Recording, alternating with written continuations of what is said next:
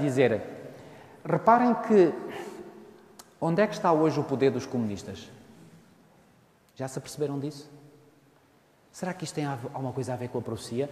Bom, se esta interpretação estiver correta, e eu acredito que está, o que é que isto nos indica? Que à medida que nos aproximamos do fim, esse poder do Rei do Sul vai enfraquecendo cada vez mais, e quem é que vai ganhando cada vez mais ascendência?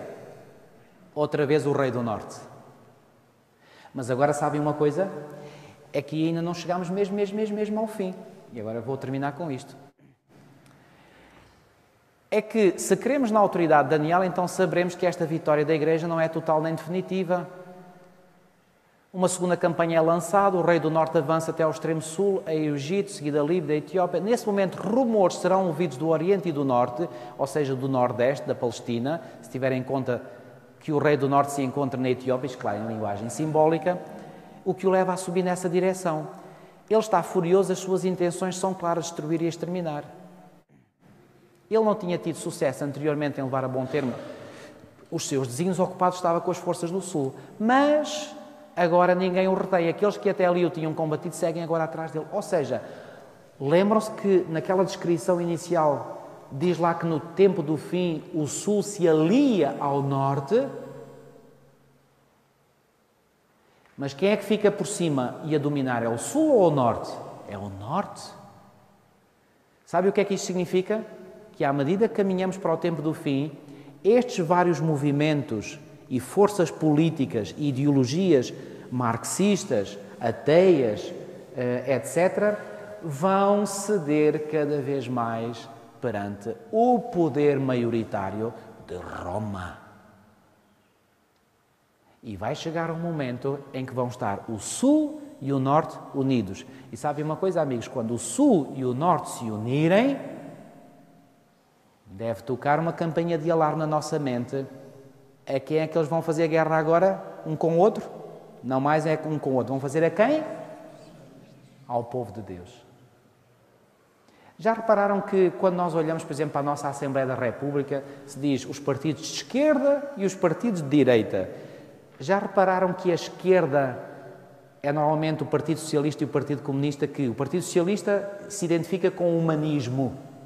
O Partido Comunista, como o próprio nome indica, com o comunismo. O que é que são estas duas ideologias, comunismo e humanismo? Ideologias ateias. Rei do Sul. E o PSD e o CDS identificam-se com o quê? Não parece, mas identificam-se com a ideologia católica. Eu tinha 13 anos de idade, trabalhei numa tipografia em Rio Maior nas minhas férias. E nessa tipografia era feita a folha do CDS. E sabe o que é que uma vez eu ouvi do patrão? Que quem lhe pagava essa folha do CDS um dia lhe disse que ele aguardasse mais algum tempo porque o dinheiro não estava a vir, que o dinheiro vinha do Vaticano para pagar essa folha do CDS. Quem é que está por detrás do CDS? Roma. Os partidos de esquerda estão ligados ao Rei do Sul. Os partidos de direita estão ligados ao Rei do Norte. Já agora, faço só aqui um bocadinho de parênteses. Não quero que ninguém se sinta mal com o comentário que vou fazer. Quando é momento de eleições, em que é que nós devemos votar? No Rei do Sul ou no Rei do Norte? Muito bem, irmão. Nem num nem noutro. É o que eu, pela graça de Deus, já faço há muito tempo que compreendi isto. Nem uns, nem outros são de confiança. Aliás, vocês podem ver, aqui até que há uns meses atrás governou o Rei do Sul, agora já está a governar o Rei do Norte. Mudou alguma coisa?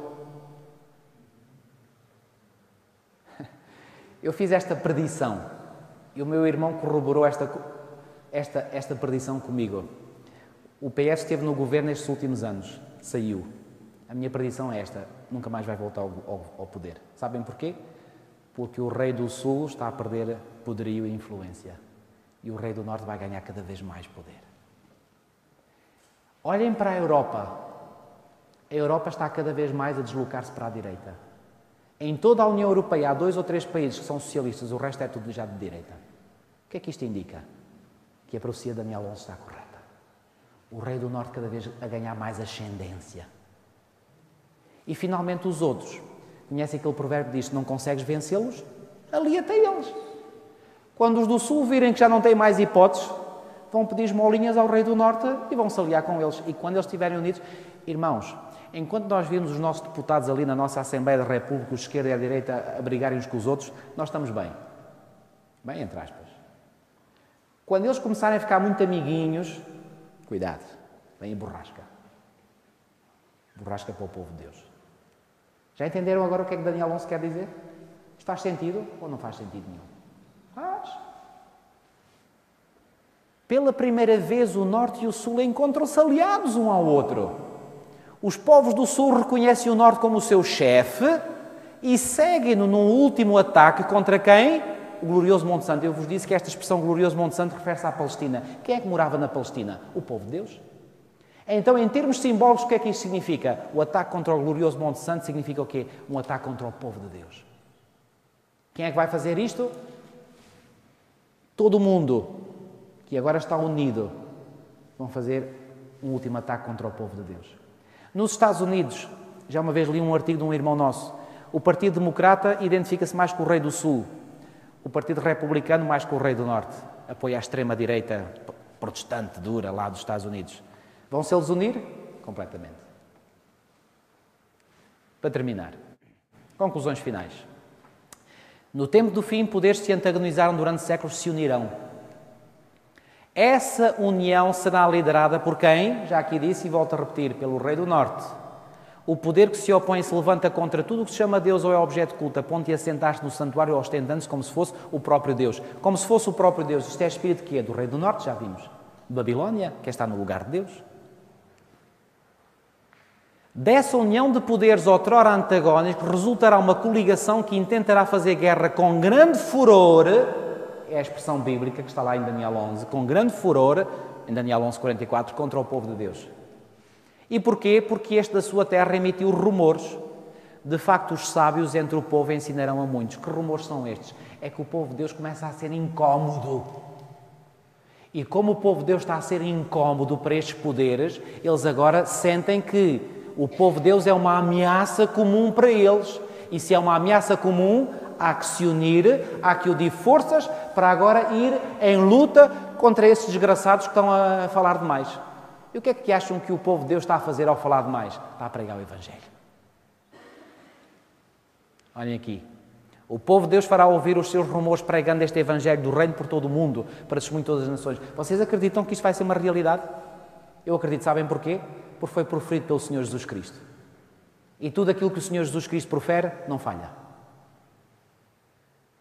Vocês dirão, mas como é assim? Mas a nossa igreja parece que está morta, parece que a gente não faz nada. Vocês acreditam que esta igreja que está aparentemente morta vai pregar o Evangelho a todo o mundo? Eu acredito de todo o coração. Está morta, vai ter que ressuscitar. Que remédio.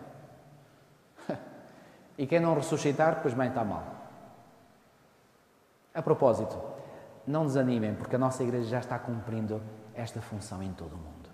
Eu às vezes quando ouço notícias ou leio notícias sobre aquilo que a nossa igreja está a fazer em termos de pregação do Evangelho, eu até me arrepio às vezes. Irmãos, fiquem mais atentos, porque este é um sinal determinante para nós sabermos que estamos a aproximar-nos do tempo do fim. A nenhum outro sinal o Senhor Jesus ligou o fim do mundo como aquele sinal que diz este Evangelho será pregado para servir de testemunho a todas as nações e então quê? Virá o fim. Vocês acreditam que o Evangelho está a ser pregado em todo o mundo?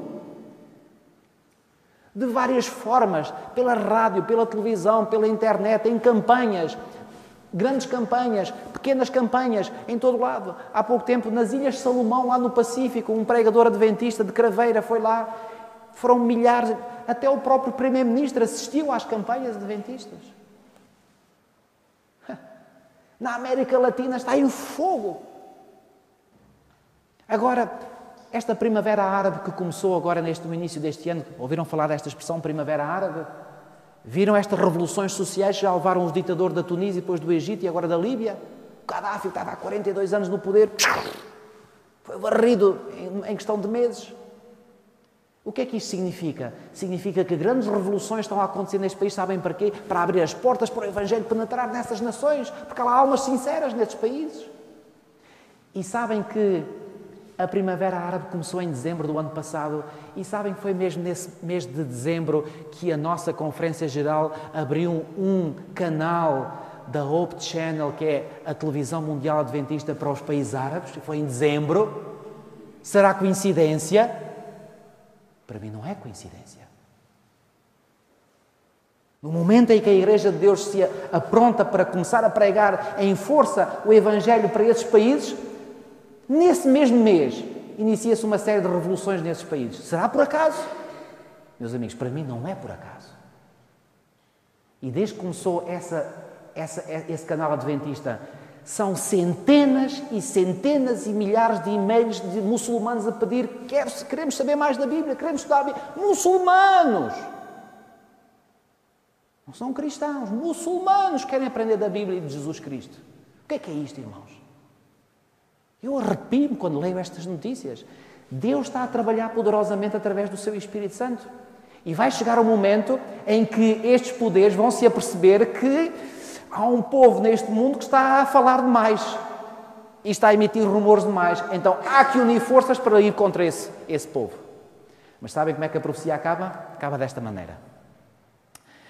Diz que armará as suas tendas palacianas entre os mares, isto é o mar Mediterrâneo e o mar Morto, ou seja, os dois limites extremos do país de Israel contra o glorioso Monte Santo. O povo de Deus sentir-se-á cercado de todos os lados sem qualquer possibilidade de fuga. A salvação só poderá vir de cima, mas a derrota total e definitiva virá sobre o rei do norte, mas chegará ao seu fim e não haverá quem o socorra. A profecia de Daniel 11 diz que quando os povos deste mundo, liderados pelo rei do norte, fizerem um ataque final contra o povo de Deus, é assim que termina Daniel 11, vem Daniel 12, diz: levantar-se-á Miguel. E o que é que Miguel vem fazer? É o defensor dos filhos do teu povo. Irmãos, se isto não vos arrepia, se isto não é boas novas para vós, eu não sei o que é que vos pode dar mais ânimo e coragem. Deus está no controle da história. Quando os povos do mundo se unirem contra o povo de Deus, Miguel levanta-se. E quando Miguel se levantar, cuidado. Meus amigos, estamos do lado do vencedor. Podemos vir a sofrer, certamente que sim. Podemos vir a sofrer perseguições, podemos vir a sofrer escárnios, não digo o contrário. Mas se formos perseverantes no Senhor, iremos ser vencedores com Ele. Repito, estamos do lado do vencedor. Estamos, eu gosto de dizer esta expressão, condenados à vitória.